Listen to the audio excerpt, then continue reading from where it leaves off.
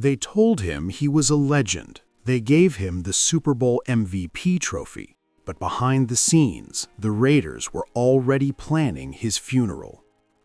Most fans think being a Hall of Famer means you are untouchable, that a Super Bowl ring is a shield, a golden ticket, a permanent seat at the table. But for these 10 Oakland Raiders legends, winning a ring was only the beginning of a nightmare. Because once you become bigger than the machine will find a way to grind you down. We are talking about a franchise that produced more Hall of Famers than almost any team in NFL history. A franchise that played in 4 Super Bowls across 4 different decades. A franchise built on the motto, just win, baby. But winning came at a cost. And today, we are going to count down every single one of these 10 legends, expose the dark truths behind the silver and black, and build all the way to the most shocking story in Raiders history. The story of the man at number 1 who gave that franchise his body, his prime, and his Super Bowl MVP performance, only to be called a cancer, dropped to 4th on the depth chart, and locked out of his own career by the one man who should have protected him. You've heard the legends. Now it is time for the truth the NFL tried to bury. We start with a man the NFL history books remembers as a pioneer, but the locker room remembered as something far more powerful. Art Shell is called the silent giant for a reason. He did not need to say much. When Art Shell lined up at left tackle, the message was already delivered. Shell spent 15 seasons protecting Raiders quarterbacks, playing an astounding 156 consecutive games before a preseason injury finally stopped the streak. He was named to the NFL's 100th anniversary all-time team, inducted into the Pro Football Hall of Fame in 1989, and was so dominant beside his partner Gene Upshaw that they formed arguably the most feared offensive line tandem in league history. But here is what makes Art Shell more than just a great player. In 1989, Raiders owner Al Davis hired Shell as the head coach to replace Mike Shanahan. And in doing so, Davis made Art Shell the first African-American head coach in the modern NFL era. The first since Fritz Pollard coached back in 1925. That is 64 years of a closed door that Al Davis kicked wide open, while the rest of the NFL sat on its hands. Shell rewarded that faith immediately, coaching the Raiders to a 12-4 record in 1990 and winning the AFC West division title. The silent giant never shouted. He never had to. His legacy does the talking for him. And the story of Art Shell is the perfect opening chapter because it reminds you that this Raiders dynasty was not just about football. It was about power, race, and who gets to be seen as a leader in America. Number 9. Willie Brown, the man who sealed a dynasty. If you want to understand the Oakland Raiders dynasty, you need to understand one single moment. It is the 4th quarter of Super Bowl XI, January 77, Pasadena, California. The Raiders lead the Minnesota Vikings, and then Willie Brown does something that stops the world. He reads a Fran Tarkenton pass, steps in front of it at the Raiders' 25-yard line, and takes off. 75 yards, straight into the end zone, straight into the camera, straight into NFL history. Radio announcer Bill King screamed it for the ages, "Old Man Willie, touchdown Raiders." That 75-yard pick six was a Super Bowl record at the time, and it sealed Oakland's first ever Super Bowl championship. But here is the part the highlight reel does not show. Willie Brown was never drafted. Not a single NFL or AFL team picked him out of Grambling State in 1963. The Houston Oilers signed him as a free agent, then cut him before the season. The Denver Broncos gave him a chance, and Al Davis eventually traded for him in 1967. A player no team wanted became the cornerback who changed the history of coverage. Willie Brown is widely credited as one of the earliest practitioners of bump and run coverage, the aggressive technique that changed how cornerbacks defend receivers at the line of scrimmage. He intercepted at least one pass in every single season of his 16-year professional career, a record that stood as one of the most remarkable consistency marks the position has ever seen. He finished with 54 career interceptions, and he spent the rest of his life as a Raiders coach, executive, and ambassador, never really leaving the silver and black until his passing in October 2019 at the age of 78. Willie Brown was a Raider from the moment no one else wanted him until the very last breath he drew. Number 8. Gene Upshaw, the captain who conquered the entire NFL. Gene Upshaw was already powerful enough on the field. He was a first-round pick in 1967 out of Texas A&I University. He lined up at left guard for 15 seasons, played 107 games, missed only one regular season game in his entire career, and was so dominant that he became only the second guard ever inducted into the Pro Football Hall of Fame when he was enshrined in 1987. He was the offensive captain of the Raiders for 9 straight years. But the football career was only chapter 1 of Gene Upshaw's story, because after he retired, Gene Upshaw became the executive director of the NFL Players Association, and in that role, he was no longer just powerful. He was arguably the most powerful man in professional football. He negotiated the collective bargaining agreements that shaped the modern NFL. He sat across the table from NFL owners, league commissioners, and the most powerful business interests in sports, and he held his ground. A man who grew up as the son of a laborer in Robstown, Texas, ended up holding the financial future of every single NFL player in his hands. He was not just a Hall of Famer, he was a Hall of Famer who then ran the entire league's player apparatus. When Gene Upshaw walked into a room, the room changed. And when he passed away in August 2008 from pancreatic cancer, just 3 days after his diagnosis became public, the NFL lost one of the most consequential figures it had ever produced. Not just a great player, a great man who changed the game on both sides of the negotiating table. Number 7. Ted Hendricks, the Mad Stork. Now we get into the truly wild territory. Because not every legend on this list is dark and tragic. Some of them are just genuinely, wonderfully, terrifyingly unhinged. And nobody in Raiders history fits that description better than Ted Hendricks, the man they called the Mad Stork. Standing 6 feet 7 inches tall and weighing barely 220 pounds, Ted Hendricks looked like someone had stretched a linebacker to impossible proportions.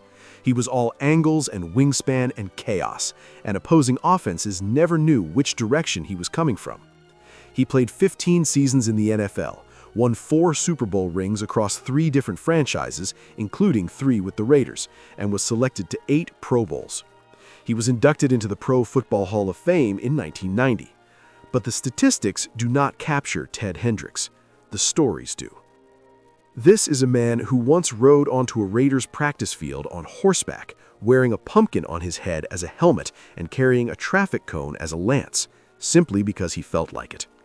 This is a man whose teammates openly described him as the most eccentric, unpredictable presence in the locker room, not in a dangerous way, in the way that made you want to follow him anywhere. Because behind the theater was a football player of supernatural intelligence. He blocked 7 field goals and extra points in his career, a record that has never been matched. He had an almost preternatural ability to read formations and disrupt them before the snap. Raiders teammates did not fear Ted Hendricks, they celebrated him. He was the chaos ingredient that made a room of already dangerous personalities feel like anything was possible. In a franchise that wore black and silver and told the world to go to hell, Ted Hendricks was the purest expression of that spirit that ever suited up. Number 6. Howie Long, the face of the Raiders and the road to Hollywood. Howie Long arrived in Oakland in 1981 as a second-round pick out of Villanova, a school that most NFL teams overlooked. The Raiders did not overlook much. Long quickly grew into one of the most dominant defensive linemen the NFL had ever seen. He recorded 84 career sacks, was named to 8 Pro Bowls, earned 5 All-Pro selections, and was the central figure on the Raiders' defensive line during the Super Bowl XVIII championship run.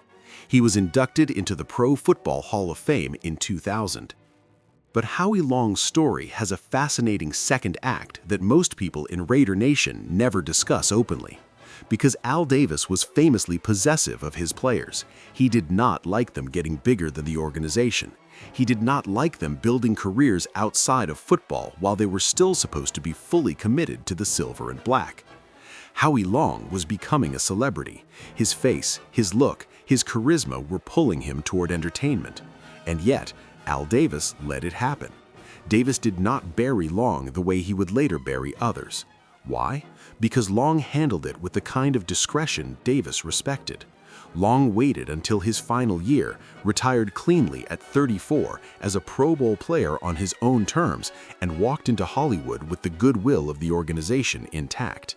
He later starred in major films and became one of the most recognizable football analysts on Fox Sports for decades. The contrast between how Al Davis handled Howie Long's transition and how he handled the man at number 1 on this list is one of the most revealing windows into how Davis thought. Loyalty, humility, and knowing your place bought you grace. Ambition that threatened the throne bought you something else entirely. Number 5. Fred Biletnikoff, the sticky hands and the shattered heart. Fred Biletnikoff did not have blazing speed. What he had was something harder to teach. He had the most precise, calculated, surgically executed route running the AFL and NFL had seen at his position. He caught 589 passes for 8,974 yards and 76 touchdowns across 14 seasons with the Raiders. And he had the then record 10 consecutive seasons with 40 or more receptions during an era when teams ran the ball first, second, and third. In Super Bowl XI, with the Raiders facing the Minnesota Vikings, Biletnikoff caught 4 passes for 79 yards and set up 3 separate Oakland touchdowns. He was named the Super Bowl Most Valuable Player. And yes, everybody in the building knew about the stickum. He applied the adhesive substance all over his uniform and hands before games, a practice that was eventually banned by the NFL in 1981, but nobody cared, because the catches he made would have been superhuman with or without it. Here is where Fred Biletnikoff's story turns from triumph into something that will break your heart completely. In 1999, his daughter, Tracy Biletnikoff, who was just 20 years old, was murdered. Tracy had battled substance abuse, fought her way to sobriety, and had begun working as a drug counselor for teenagers. She had turned the corner. And then an ex-boyfriend she had met in rehab strangled her and left her body in a wooded ravine in Redwood City, California. Fred Biletnikoff responded to the worst thing a parent can experience by channeling his grief into action. He and his wife Angela founded the Biletnikoff Foundation, building homes for at-risk young people, combating substance abuse, and providing sanctuary for victims of sex trafficking. Tracy's place of hope was born from a father's shattered heart. And today, that foundation continues to change lives across California and Nevada. The man who caught Super Bowl touchdowns in front of millions is now remembered in quiet neighborhoods by teenagers whose names most people will never know. That is a legacy worth more than any trophy. Number 4. Ray Guy, the punter they tried to pretend did not belong. Here is a number that will stop you cold. 23 years. That is how long Ray Guy waited to receive the call from the Pro Football Hall of Fame after he became eligible. 23 years. 8 times as a finalist. 8 times passed over. For a player that John Madden described simply as a football player who punted. In 1973, the Raiders used a first-round pick, the 23rd overall selection, on a punter. The entire NFL thought Al Davis had lost his mind. Then Ray Guy spent the next 14 seasons making every single team that passed on a first-round punter look foolish. He kicked 1,049 punts in his career. Only 3 were blocked. He averaged 42.4 yards across 14 seasons. He led the NFL in punting average in 1974, 1975, and 1977. He played in 7 Pro Bowls and was named All-Pro 6 times. He was on 3 Super Bowl championship teams. His hang time was so extraordinary that opponents' coaches publicly accused him of using footballs secretly inflated with helium. The Houston Oilers actually sent one of his game balls to Rice University for testing after a 1977 game. The results found nothing because Ray Guy did not need tricks. He had a right leg that belonged in a different dimension. In 2014, 41 years after he was drafted, Ray Guy became the first punter ever inducted into the Pro Football Hall of Fame. At the ceremony, he said, "Now the Hall of Fame has a complete team." He was right. Ray Guy passed away on November 3, 2022, after a lengthy illness at the age of 72. He spent his final years in Hattiesburg Area Hospice. The man who once hit the scoreboard, hanging 90 feet above the New Orleans Superdome floor during the Pro Bowl, deserved to be celebrated every single day of those 23 waiting years. The Hall of Fame took too long, and he deserved better. But he was finally there. And now he is gone. Number 3. Cliff Branch, the 47-year robbery. Let us talk about injustice in plain, direct terms. Cliff Branch won 3 Super Bowl rings with the Raiders in Super Bowl XI, Super Bowl XV, and Super Bowl XIII. He played 14 seasons with the Silver and Black and never played a single snap for any other team. He finished his career with 501 receptions, 8,685 receiving yards, and 67 touchdowns. In the postseason alone, he hauled in 73 receptions for 1,289 receiving yards, a record that stood until Jerry Rice broke it in the 1990s. He averaged 17.7 yards per postseason reception. He led the NFL in receiving yards in 1974 and led the league in touchdown receptions in 1976. His numbers were better than multiple receivers who were already in the Hall of Fame. His postseason contribution to Raiders championships was undeniable. And yet, year after year, the Hall of Fame voters looked at Cliff Branch and looked away. He was first eligible for induction in 1991. He was finally inducted in 2022. That is over 30 years of waiting. But here is the part that will never leave you once you know it. Cliff Branch died on August 3, 2019, 2 days after his 71st birthday, in a hotel room in Arizona. He never heard his name called in Canton. He never got to walk to that podium and hold that bronze bust. He never got to give the speech he had dreamed about for 3 decades. His sister, Elaine Anderson, had been fighting for him every year. She told reporters that Cliff always believed he would get in one day. He talked about it. He dreamed about it. Marcus Allen, who won a Super Bowl ring with Branch, said it best. "I am beyond thrilled he's finally getting in, but it is also a bittersweet time because he's not going to be there." The Hall of Fame finally gave Cliff Branch his bust in 2022. They just forgot to make sure he was alive to receive it. That is not an oversight. That is a robbery. 47 years from draft pick to Canton, with a funeral in between. Number 2. Ken Stabler, the snake, the whiskey, and the CTE they ignored. Ken Stabler played quarterback for the Oakland Raiders the way a jazz musician plays, with improvisation, with instinct, with a cool that could not be manufactured and could not be coached. They called him the Snake because of how he moved on punt returns as a teenager back in Foley, Alabama, and the nickname followed him from Bear Bryant's Alabama program all the way to the Pro Football Hall of Fame. He was drafted in the second round of the 1968 draft, took over as the Raiders starter in 1970, and spent the next decade orchestrating some of the most dramatic football moments of his era. The ghost to the post, the sea of hands, the holy roller. These are not just play names. They are moments burned into the consciousness of anyone who watched 1970s football. He led the Raiders to 5 consecutive AFC championship games from 1973 to 1977, a record for NFL quarterbacks that stood for nearly 40 years until Tom Brady surpassed it in 2016. He was named the NFL's most valuable player in 1974. He won Super Bowl XI. He was a four-time Pro Bowl selection. And off the field, Ken Stabler lived exactly as loudly as he played. He once wrote in his 1986 autobiography that without whiskey and women, training camp would have driven him insane.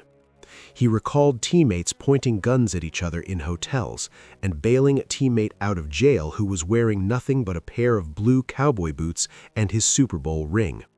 He said of his Raiders, "We were the only pro team who traveled with its own bail bondsman." This was not a scandal. This was just Tuesday night in the Oakland Raiders of the 1970s. But now for the part that is not funny at all. Ken Stabler was passed over for the Hall of Fame for decades while he was alive. He became one of the most glaring omissions in the entire history of the selection process, his candidacy rising and falling year after year, while lesser quarterbacks received their gold jackets. When he finally died of colon cancer on July 8, 2015, at the age of 69, he was still not in Canton. But then in February 2016, the announcement came. Ken Stabler would be posthumously inducted into the Pro Football Hall of Fame. His family accepted the honor at the ceremony in August of that year. But there was one more revelation coming. After his death, researchers at Boston University's CTE Center examined Stabler's brain and found stage 3 chronic traumatic encephalopathy, out of a possible stage 4. Stage 3. In his final years, Stabler had become confused, suffered debilitating headaches, and lost his executive functioning. The league that had been built on the backs of men like Ken Stabler had spent years denying that the game was destroying their minds. The snake had been living proof of that destruction, quietly, out of the public eye. He deserved the Hall of Fame while he was alive enough to enjoy it. He deserved the truth about what the game had done to him while there was still time to matter. He got neither. He got a gold jacket delivered to his grave and a diagnosis delivered after his funeral. Number 1. Marcus Allen, the ultimate betrayal. Everything you are about to hear is documented. It happened, and it is one of the most outrageous betrayals in the history of professional sports. Marcus Allen came to the Los Angeles Raiders as the 10th overall pick in the 1982 NFL Draft out of the University of Southern California, where he had just won the Heisman Trophy. In his second professional season, he helped the Raiders win Super Bowl 18 with the most dominating individual performance a running back has ever delivered on that stage. He carried the ball 20 times for 191 rushing yards, scored 2 touchdowns, including a 74-yard touchdown run that was the longest rushing play in Super Bowl history at the time, and was unanimously named the Super Bowl Most Valuable Player. The Raiders defeated the Washington Redskins 38-9. It was not even a contest. The following season, 1985, Allen was named the NFL's Most Valuable Player after rushing for 1,759 yards on 380 carries and leading the league in rushing. He went to the Pro Bowl 6 times. He was the first player in NFL history to surpass 10,000 rushing yards and 5,000 receiving yards in a single career. He was a running back who could run, catch, and block at an elite level. He was, by every objective measure, the most complete player of his generation at his position. And then Al Davis decided Marcus Allen had to be destroyed. Nobody has ever fully explained the specific moment the relationship broke. Some believe Davis resented how popular Allen had become, how the player had started to overshadow the owner in the public consciousness of Los Angeles. Former Raiders executive Ron Wolf said, directly and on record, that Davis felt at some point Marcus Allen was getting bigger than the Raiders, and he had a hard time with that. Because for Al Davis, it was always about the Raiders, never about any individual. And Marcus Allen had become an individual that people loved more than they loved the machine.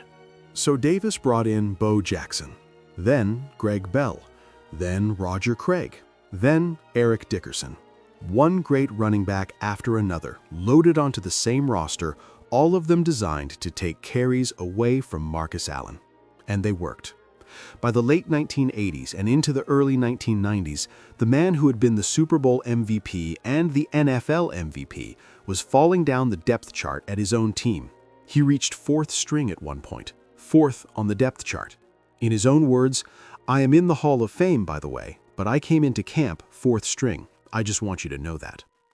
In December 1992, during halftime of a Raiders versus Dolphins game on Monday Night Football, Al Michaels broadcast a taped interview with Allen in which Allen went on national television and said out loud what the entire football world had been watching for years. He said that Davis had told him he was going to get him.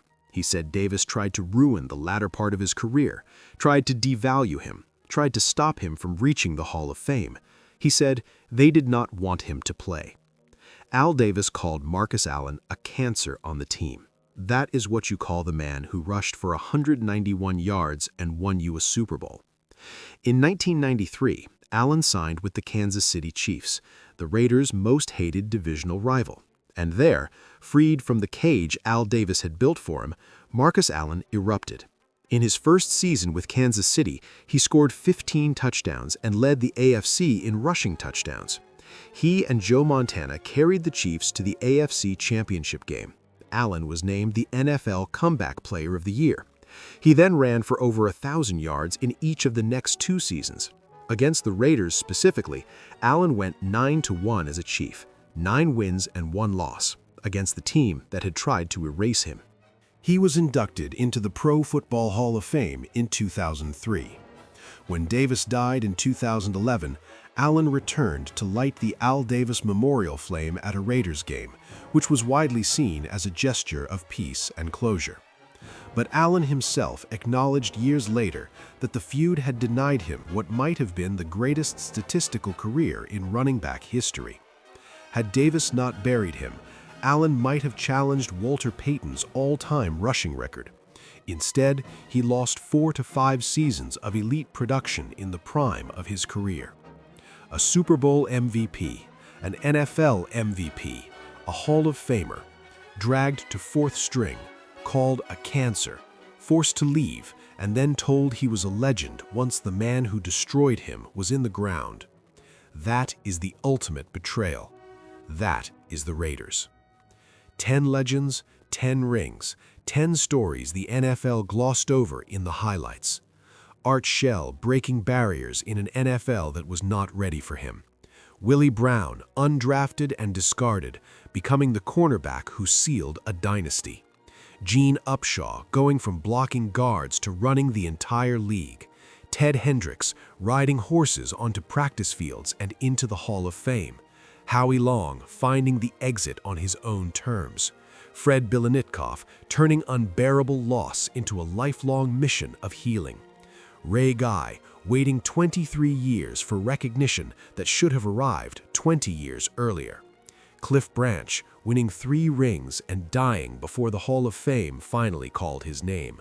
Ken Stabler drinking whiskey, orchestrating miracles, and having his brain studied after his death revealed what the game had taken from him. And Marcus Allen, who gave this franchise its greatest Super Bowl moment, only to be crushed by the very man who was supposed to protect him. This was never just about football. It was about power, about who gets celebrated and who gets buried, about what it costs to be great in a league that profits from your greatness and then discards you when the next great thing walks through the door. The Hall of Fame is in Canton, Ohio, and the truth is right here. If this video opened your eyes, subscribe and hit the bell. The stories this channel tells do not make the official NFL highlight packages, but they are the ones worth knowing.